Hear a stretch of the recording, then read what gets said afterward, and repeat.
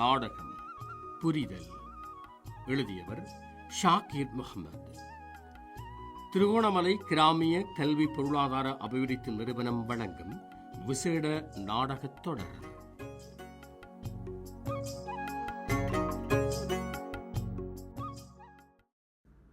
சாலிஹ், எது நடந்தாலும் உன்னோட முடிவை மட்டும் மாத்திடாத. இவரோட பிடிவாதம் தான் மகளுக்கும் இருக்கும். 2 பேருக்கும் நடுவில் மாட்டிக்கிட்டு நான் படுற அவஸ்தை. அல்லா ஷா, அசர் தொழுதுட்டு சுக்கும் இஞ்சியும் போட்டு இப்படி சுட சுட கோப்பி ஒன்று குடிச்சா தொண்டையில் பட்டதும் காரம் சும்மா சுள்ளுன்னு இருக்கும் பாருங்க. சுகமா இருக்கும்.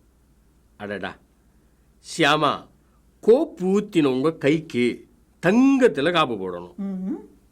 சும்மா கதை அளக்காம குடிச்ச கோபி கப்ப இப்படி தாங்க. சும்மா சொல்லக்கூடாது சியாமா. ரொம்ப குழைறீங்களே. கோபத்தில் உங்களுக்கு பாதி வயசு குறைஞ்ச மாதிரி தெரியுது. பொய்ய சொன்னாலும் பொருந்த சொல்லுங்க. சமாளிக்கிறாராம். அலட்டரிக்காவே, டாப்பிக்கை மாற்ற வேண்டியதான். ஆமாம், என்ன 4 மணி ஆச்சு? ஆமினா மதரசா விட்டு இன்னுமா வீட்டுக்கு வரல? இப்போ வந்துடுவா. அவக்கு பதில் சொல்ல தயாராயிருங்க. காரியத்தில் கண்ணாத்தான் இருக்கா. என்ன புலம்பல்? பதிலா? எதை சொல்றீங்க? என்ன பதில்? சும்மா தெரியாத மாதிரி நடிக்காதீங்க. அட, அந்த வாடகை கேஸா? புரியுது இல்ல? மகள் கிட்ட சரின்னு ஒரு வார்த்தை சொல்லிட்டு உங்களுக்கு என்ன குறைஞ்சிட போகுது? ஷியாமா, உங்களுக்கு தான் பைத்தியமா? நான் தெளிவா தான் இருக்கேன். என் முடிவை யாருக்காகவும் நான் மாத்திக்க முடியாது. உங்க பிடிவாதத்துல நியாயம் இல்லையே. ஏன் இல்லை? ஏதோ படிக்கிற பிள்ளைங்கன்னு வீட்டோட எனக்ஸ குறைஞ்ச வாடகைக்கு கொடுத்துருக்கேன். 4 கேர்ள்ஸ் இருக்காங்க. மாசம் 10,000 தாராங்க. அது எந்த மூளைக்கு? லைட் பில் தண்ணி பில் கட்டுறது நான். ஆளுக்கு 5,000ன்னு 20,000 கூலி வாங்கியிருக்கணும். நானும் பாவம் பார்த்து நன்மைதானேன்னு விட்டா அதை கட்டணும், இதை கட்டணும், அது சரியில்லை, இதை மாற்றணும், நியாயம் அநியாயம் இப்படியே சொல்லிக்கிட்டு இருந்தா முதல்ல நடக்கிற காரியத்தை மட்டும் பேசுங்க. மனசு வச்சா மழையை கூட சரிக்கலான்னு சொல்லுவாங்க. எதையும் வாயால சொல்றது லேசு. அப்போ ஆமினா கிட்ட என்ன பதில் சொல்ல போறீங்க? நீங்களே ஏதாச்சும் சொல்லி சமாளிங்க. சொல்லுறது லேசு, ஆனா நான் சொன்னதை எனக்கிட்டே திருப்பி சொல்றீங்க. பாத்தீங்களா? ஆமினாவே வந்துட்டா. இனிமே வாப்பாவாச்சும் மகளாச்சும். அம்மாவும் மகளும் கூட்டு சேர்ந்து சாதிக்க பாக்குறீங்க. யாருக்கிட்ட? சிங்கத்தோட பலம் அதோட பிடரில தான் சொல்லுவாங்க. யார கவுக்குறதுக்கு இந்த தத்துவம்? உங்க பிடிவாதத்தை. என்னோட பெருமையை சொல்லலன்னா என் சியாமாக்கு தூக்கம் வராதே. மக, செருப்பை கலட்டி ஓரமா வைங்க. இதுக்கு மேல நம்ம மரியாதையை நாம தான் காப்பாத்திக்கணும். சாலி, பொம்பளைங்க சாதிக்கிறதுக்கு பந்தமும் பிடிப்பாங்க, பாத்திரத்தையும் தூக்கி மண்டையில் எறிவாங்க. இனிமேதான் நீ ஸ்டெடியா இருக்கணும். அம்மா, பாப்பா கிட்ட கேட்டீங்களா? என்ன சொன்னாரு? அவரோட குணம் தான் உனக்கு தெரியுமே. மாட்டேங்கிறாரா? விடுங்க, நானே பேசிக்கிறேன். இது என்ன பேக்ல? நான் சேமித்த காசில் 4 பேக்கெட் சானிட்டரி நெப்கின், சோப்பு, சாதிக்காய் பொடி, வெந்தயப்பொடி எல்லாம் வாங்கியிருக்கேன். வீட்டில் நாங்கள் லேடிஸ் 6 பேர் இருக்கோமே. ஒரு வீட்டுக்கு ஃபர்ஸ்ட் எய்ட் பாக்ஸ் எவ்வளோ முக்கியமோ அதே மாதிரி மென்ஸ்ட்ரல் நெப்கின் சிஸ்டம் ரொம்ப அவசியம். அதுதான் இதெல்லாம். என்ன மென்ஸ்ட்ரல் சிஸ்டம் என்னமோ சொல்கிற? விளக்கத்தை அப்புறம் சொல்கிறேன், முதல் இதை பிடிங்க. அமினா, மகள் வந்ததும் வராததுமா வாசல்ல இருந்து உமாவோட காதல எதுக்கு மந்திரி சூதுற? எங்களுக்குள்ள 1000 பேசுங்க பேசுங்க, நல்லா பேசுங்க. என்னோட பட்ஜெட்ல துண்டு விழாம இருந்தா சரி. பாப்பா, இன்னைக்கு ஒரு முடிவு சொல்றதா சொன்னீங்க. யோசிச்சு பார்த்தேன். ஆனா அதுக்கு நிறைய காசு செலவாகுமே மகள். காசை விட மானவும் நிம்மதியும் முக்கியம் பாப்பா. ஆமினா, நீ சொல்ற மாதிரி நம்ம வீட்டில் வாடகைக்கு இருக்கிற கேர்ள்ஸுகளுக்கு தனியாக பாத்ரூம் கட்டுறதுன்னா குளத்துல போய் செப்பிலி மீன் பிடிக்கிறதுன்னு நினைச்சிட்டியா? இப்ப விலைவாசி இருக்கிற நிலைமையில காட்டுவாசியா வாழ நினைக்கிற காலம் மகள் இது. உங்க உதவாத கதையை விட்டுட்டு மகள் சொல்றதை கொஞ்சம் கேளுங்களேன். எது சொன்னாலும் என் வாயை அடைச்சிடுங்க. நீ சொல்லுமா. பாப்பா 4 கேர்ள்ஸ், அவங்களுக்கு 4 தேவைகள் இருக்கும். அவசரத்துக்கு தான் ஆம்பளை பொம்பளைன்னு புரியாது, ஆனால் நமக்குத்தான் பகுத்தறிவு படிச்சறிவுன்னு இருக்கே. பேசாமல் பின்பக்கமாக இருக்கிற சுவத்தோட 4 சுவர் எழுப்பலாம். கொஞ்சம் பெருசாக குளிக்கிறதுக்கும் சேர்த்து டைல்ஸ் பிடிச்சே பாத்ரூமை கட்டலாம். என்னோட ரூமுக்கு பக்கத்தில் இருக்கிற பெரிய ரூம், அதில் பழைய சட்டி சாமான்களை போட்டு வச்சுருக்கு. அதை ரிப்பேர் பண்ணிட்டா ஒரு ரெஸ்ட் ரூமாக எனக்கும் அந்த கேர்ள்ஸுக்கும் பாவிக்கலாம். என்னோட சேமிப்பில் நாம் வாங்குகிற பொருட்களையும் அதே ரூமில் வச்சுக்கலாம்.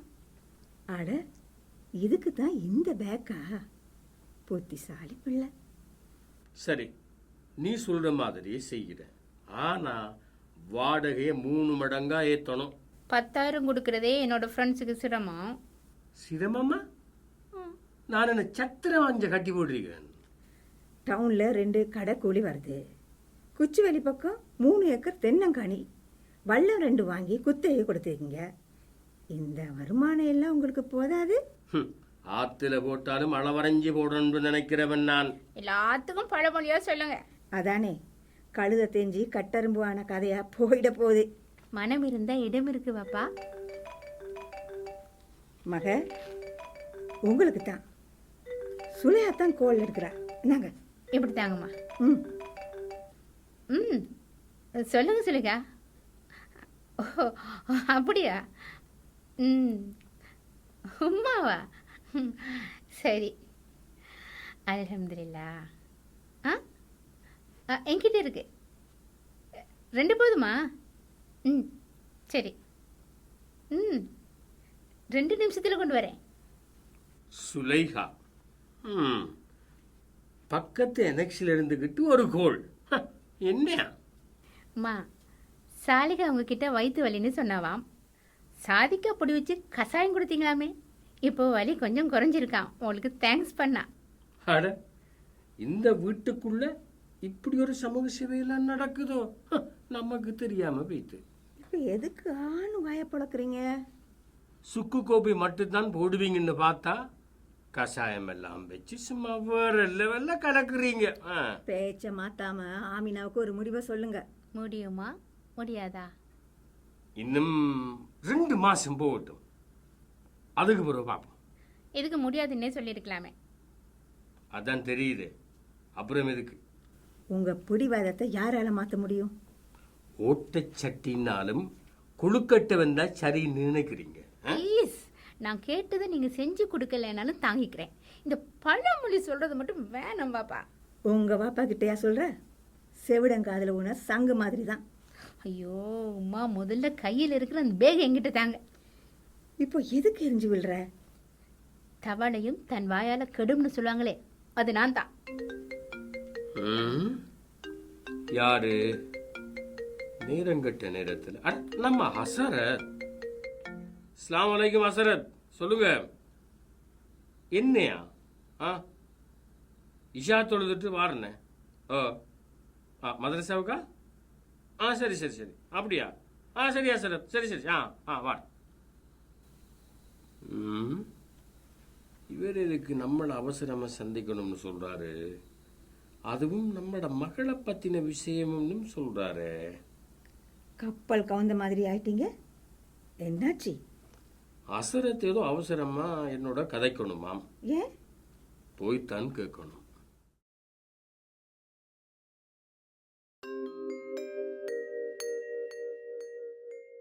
நீங்கள் எப்படி மாறிட்டீங்க? என்னால நம்ப முடியலையே. கல்லு சிமெண்ட் கம்பி எல்லாம் ஆர்டர் கொடுத்தாச்சு. 2 நாள்ல பாத்ரூம் கட்டுற வேலையை ஆரம்பிக்க வேண்டியதுதான். ஆமினா கிட்ட இதை சொன்னா ரொம்ப சந்தோஷப்படுவா. ஃப்ரெண்ட்ஸோட சேர்ந்து படிக்கிறா, கூப்பிடாதீங்க. சரி, ஈவினிங் வீட்டுக்கு பெரிய பெரிய பெட்டிகளோட வந்தீங்க. மகளோட அறைக்குள்ள போனீங்க. 1 மணித்தியாலாமா ரூமை போட்டுக்கிட்டே இருந்தீங்க. உள்ள தடால் முடாலுன்னு பொருட்களை அடுக்கிற மாதிரி சத்தம் கேட்டுச்சு. பின்ன வெளியில வந்து மூடுன அறை தான். இப்போ மணி 9 ஆகுது. ஆமினோட ரூம் திறப்ப உங்க கையிலே வச்சுக்கிட்டு இன்னுமே திறக்காம மகள்கிட்ட தான் சாவியை கொடுப்பேன்னு இருக்கீங்க. ஏன்? அது சஸ்பென்ஸ். எதுக்குன்னு தான் சொல்ல வேணாம். என்னாச்சுன்னாவது சொல்லுங்களேன். சொல்கிறேன். நேற்று இஷா தொழுதுட்டு லேடிஸ் மதரஸ் அசரத்தை சந்தித்தேன். தாசி மௌலவியா? கிட்டத்தட்ட 100 பொம்பளை பிள்ளைங்க படிக்கிற இடம். அதில் 20 பேர் தங்கி படிக்கிறவங்க. கஷ்டமான பிள்ளைங்க. சாப்பாடு செலவு, தங்குற செலவு மதரசா நிர்வாகமே பொறுப்பெடுத்திருக்காங்க. ஆனால் யாருமே செய்யாத, யோசிக்காத ஒரு விஷயத்தை எங்களோட மகள் ஆமினா மதரசாவில் பண்ணியிருக்கா. அது ஹசரத் சொன்னதும் நான் ரொம்ப சந்தோஷப்பட்டேன். ஆனால் எனக்குள்ளே உடைஞ்சும் போயிட்டேன். என்ன சொல்றீங்க? மென்சஸ் ப்ராப்ளம் வந்துட்டா அதை சமாளிக்கிறதுக்கு நெப்கின் ப்ரீ சிஸ்டம்னு ஒரு 8 பாக்ஸை உருவாக்கியிருக்கா. அதில் மருந்து, மாத்திரை, சோப்பு, அதுக்கு தேவையான பொருள் எல்லாம் தன்னோட சேமிப்பு காசில் வாங்கி வச்சிருக்கா. யாருமே யோசிக்காத ஒரு மாற்றத்தை ஆமினா ஏற்படுத்தியிருக்கா. அதனால மதரசாவில் தங்கி படிக்கிற கேர்ள்ஸுக்கு எத்தனை உதவின்னு ஹசரத் என்கிட்ட சொன்னார். பிள்ளைய புத்திசாலியாக வளர்த்திருக்கீங்கன்னு எங்களுக்கு துவா செஞ்சார். அதே மாதிரி தான் எங்கள் வீட்டிலையும் அவள் ஒரு மாற்றத்தை செய்ய யோசிக்கான்னு நான் அப்பவே புரிஞ்சுக்கிட்டேன். என் மகளோட நல்ல சிந்தனைக்கு நான் உதவலைன்னா எப்படி? அதான் இந்த ஏற்பாடெல்லாம். அஸ்ஸலாமு அலைக்கும். இந்த மகளே வந்துட்டா. வலைக்கும் சலாம். வாங்கம்மா, வா. இந்தா உன்னோட ரூம் சாவி. இப்படி. இது என்ன புதுசா இருக்கு? என்ன யோசிக்கிற? வா, முதல்ல 2 பேருமா போய் உன்னோட அறையை திறந்து பார்க்கலாம். போமாள். உன்னை விட உம்மா தான் உன்னோட ரூமை பார்க்கறதுக்கு ரொம்ப ஆர்வமாக இருக்கா. போய் பாருங்க. என்னம்மா இதெல்லாம்? யாருக்கு தெரியும்? ஏதோ சஸ்பென்ஸா? அல்ல, இது நான் ஆசைப்பட்ட மாதிரி நெப்கின் நைட்ஸ் பாக்ஸ். திறந்து பாரு. அட, நான் வாங்கின திங்ஸை விட வாப்பா நிறையவே வாங்கி வச்சிருக்காரு. அழகா அடுக்கியும் வச்சிருக்காரு. இங்க பாருங்கம்மா, ஹாட் கெட்டில் வேற, புதுசா டேபிள் ஃபேன் வேற. இதை விட இன்னும் ஒரு சர்ப்ரைஸும் இருக்கு. என்னம்மா சொல்லுங்க. நீ ஆசைப்பட்ட மாதிரி பாத்ரூம் எல்லாம் நடக்க போகுது. பக்கத்து ரூம்லையும் நீ ஆசைப்பட்ட மாதிரியே ரிப்பேர் பண்ணிடலான்னு உங்க வாப்பா சொல்லிட்டாரு. சந்தோஷமா இருக்குமா? இப்பவே என் ஃப்ரெண்ட்ஸ் கிட்ட இதை சொல்லணும். முயற்சி திருவினையாக்குன்னு சொல்லுவாங்க. என்னம்மா பழமொழியா? நீங்களுமா? நேர்கள் இதுவரை திருகோணமலை கிராமிய கல்வி பொருளாதார அபிவிருத்தி நிறுவனம் வழங்கிய விசேட நாடகத் தொடரில் இன்று புரிதல் நாடகம் கேட்டீர்கள். எழுதியவர் ஷாக்கிர் முகமது. இதில் பங்கு கொண்ட கலைஞர்கள் ஏஎல் ஜஃபீர், சில்மியா ஹாதி, சுல்ஃபிகா அன்வர் ஆகியோர்.